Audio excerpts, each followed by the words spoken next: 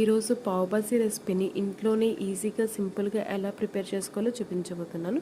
So first అయితే ప్యాన్లో 2 table spoon butter add చేసుకోవాలి. దానిలోనే 1 టేబుల్ స్పూన్ జీలకర్ర and 1 cup of onion add చేసుకొని సాట్ చేసుకోవాలి. ఇప్పుడు 1 tablespoon ginger garlic paste and tomatoes and మీకు నచ్చిన వెజిటేబుల్స్ యాడ్ చేసుకొని కాసేపు కుక్ చేసుకోవాలి.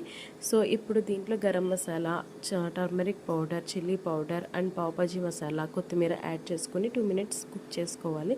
నెక్స్ట్ దీంట్లో ఇప్పుడు 1 గ్లాస్ ఆఫ్ వాటర్ యాడ్ చేసుకొని సాల్ట్ తగినంత యాడ్ చేసుకొని ఒక 5 మినిట్స్ కుక్ చేసుకోవాలి.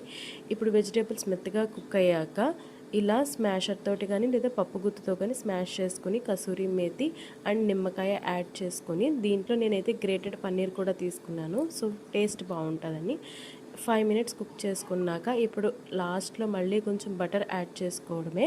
కర్రీ అయితే రెడీ అయిపోయింది. నెక్స్ట్ ఒక ప్యాన్లో బటర్, కొత్తిమీర, సాల్ట్, పావ్ బాజీ మసాలా అండ్ మనం ప్రిపేర్ చేసుకున్న కర్రీ కొంచెం యాడ్ చేసుకొని దీంట్లో పావ్ బ్రెడ్స్ని ఇలా ఫ్రై చేసుకోవాలి.